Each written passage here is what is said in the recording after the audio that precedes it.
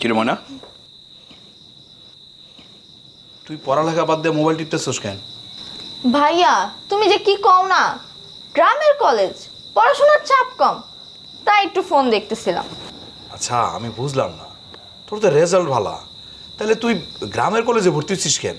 শহরে একটা ভালো কলেজে ভর্তি হইতে পারলি না? বললি আমরা যখন পড়ালেখা করছি, আব্বা হয়তো পারে নাই, সবসময় অভাব অনটন ছিল সংসারে, সেজন্য আমরা কিছু করতে পারি নাই। কিন্তু তোর তো কোনো সমস্যা নাই, তুই তো চাইলে ভালো কলেজে ভর্তি হইতে পারতি। বড় ভাইজানরে কইছিলাম আমার একটা শহরে ভালো একটা কলেজে ভর্তি করাই দিতে। বড় ভাইজান কয় আমার কাছে টাকা পয়সা নাই, তাই তো আমার কান্দিপাড়া কলেজে ভর্তি করাই দিছে। আবার কয় কান্দিপাড়া কলেজে ভর্তি হইলে কি মানুষ পাশ করে না, তুইও করবি।